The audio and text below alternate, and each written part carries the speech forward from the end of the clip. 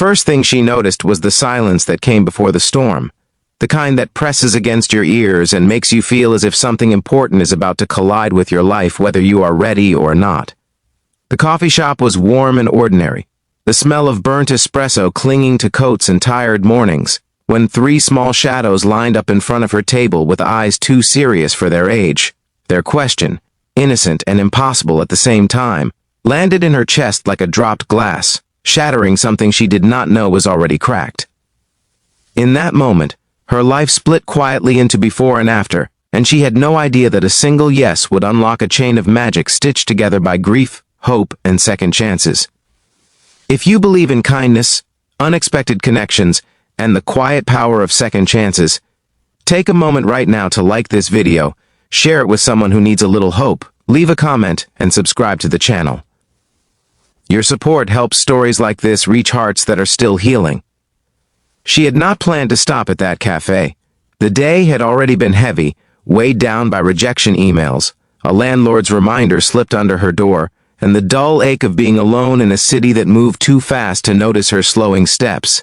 She was a woman who had learned how to survive by keeping her expectations small, her dreams folded neatly away like letters she was afraid to open. The coffee was meant to be a pause, a few stolen minutes before returning to the job listings and the silence of her apartment. Then she saw them, identical curls, identical jackets, identical expressions that mixed boldness with fear, as if they had rehearsed bravery but not the aftermath. Their father stood a few steps behind them, frozen in place, a man whose shoulders carried more weight than his frame could comfortably hold. She understood that look too well, the look of someone who had been strong for so long that asking for help felt like a kind of failure. The triplets' request, filtered through shy determination and hope too big for such small chests, was not about a date in the usual sense. It was about filling a chair at a school event, quieting the whispers of other parents, and giving their father a night where he did not stand alone at the edge of the room pretending not to care. Their mother had died 2 years earlier, a fact that lived in the hollow spaces of their home, and the way their father's eyes softened and darkened at the same time whenever her name hovered unspoken in the air. The children had overheard too much, felt the absence too deeply, and decided in their own magical logic that one evening of pretending could stitch together what life had torn apart. She hesitated, because she had learned that pretending often led to pain, and because stepping into someone else's grief felt like walking barefoot over broken glass.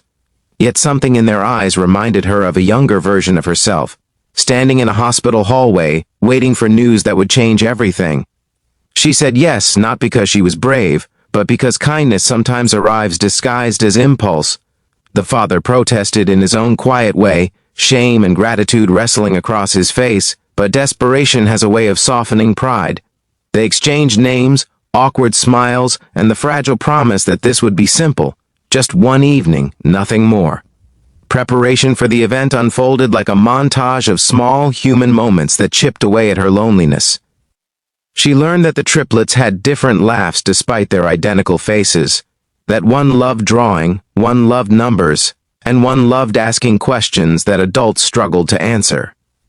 She learned that their father had once been a man who laughed easily, before hospitals and funerals taught him restraint. The night of the event arrived with a sky stretched wide and clear, as if the world itself was holding its breath. She wore a dress she had not touched in years, fabric that remembered happier days, and when she looked in the mirror she barely recognized the woman standing there, softer, braver, almost hopeful. The school gym was loud with life, banners and balloons trying their best to hide the sadness that clung to corners like dust. Parents clustered together, laughter ringing just a bit too loudly, while children darted between legs and tables. Walking in beside him, her arm resting lightly against his, she felt the strange weight of being seen again. The triplets beamed as if they had pulled off the greatest magic trick in the world, and their joy alone almost made the risk worth it. People smiled at them, nodded in approval, and for a few hours the father was not the widower everyone pitied, but simply a man with a family, standing tall and whole. But pretending has a way of unearthing truths. As the evening stretched on, small cracks appeared in the careful performance. A song played that had once been his wife's favorite, and his breath caught in a way that told a whole story without words. She felt it beside him, the ache of loving someone who was gone, the fear of moving forward and betraying their memory.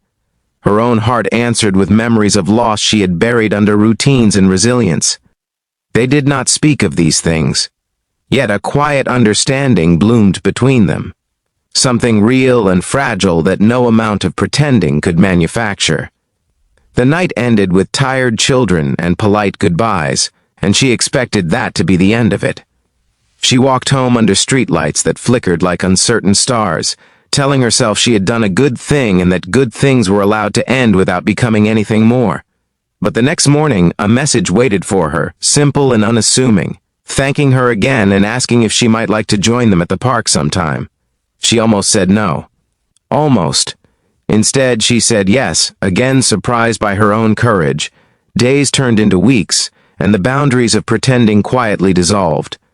Park visits became shared dinners, homework help, and long conversations after the children were asleep, conversations where grief was no longer a guest but a topic allowed at the table.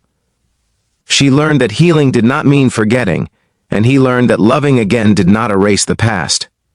There were setbacks, nights when memories hit too hard, mornings when fear whispered that happiness was temporary and dangerous.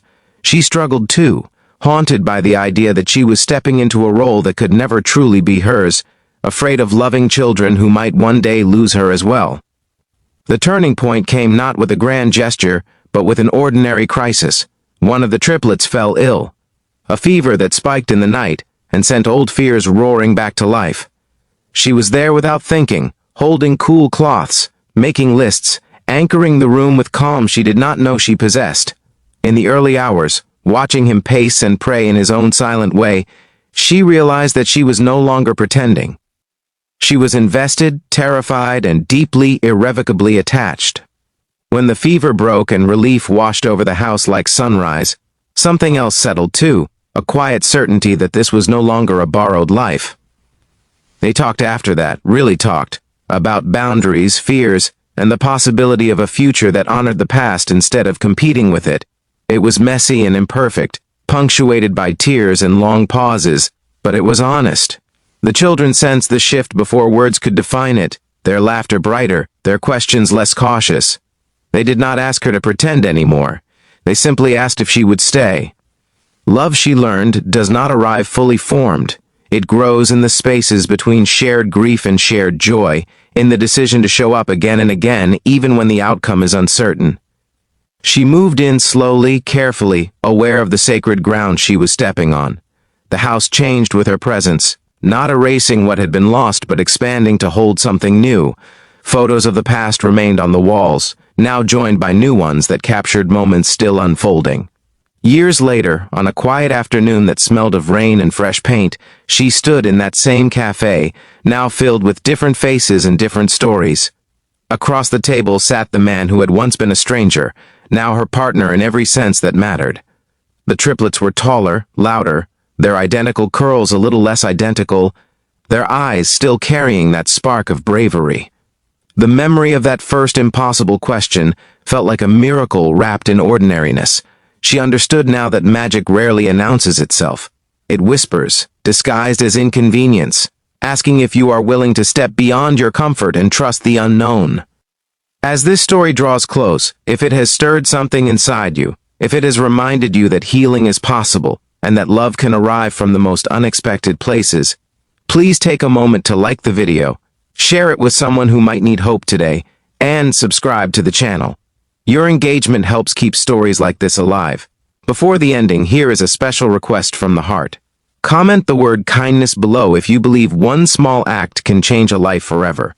In the end, she often thought about how easily she could have said no that day, how close she came to missing a life she did not know she needed.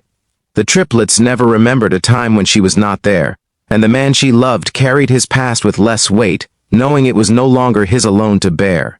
The magic was never in the pretending, it was in the choice to care, to risk heartbreak for the chance at something real, and to discover that sometimes the family you are meant to find is the one that asks you, softly and bravely, to step in and stay.